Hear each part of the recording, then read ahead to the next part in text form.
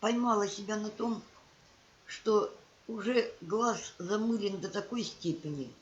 Я думаю, что это не только у меня, но и у вас. Вот сегодня открываю свою почту и читаю. Пресненский суд Москвы арестовал на 2 месяца начальника отдела пенсионного обеспечения МВД полковника внутренней службы Светлану Алешину по подозрению во взятничестве в особо крупном размере. И вы знаете, вот пролистала этим глазом и пошла дальше.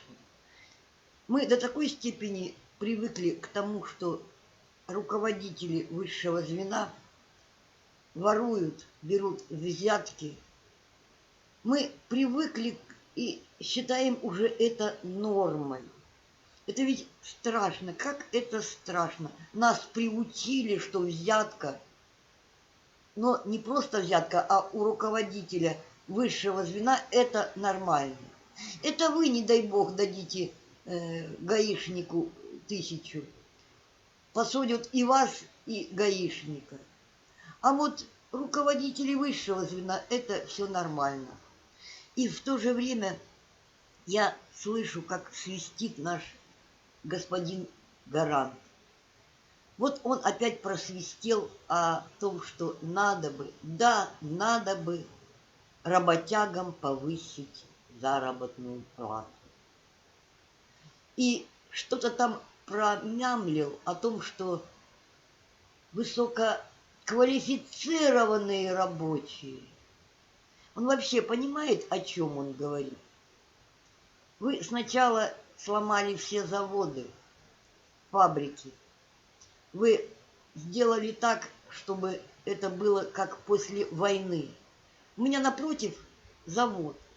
Так вы знаете, эффективный менеджер Сбербанк, там даже кирпичи старые еще советских времен разобрал, ибо они лучше, и продал, кстати.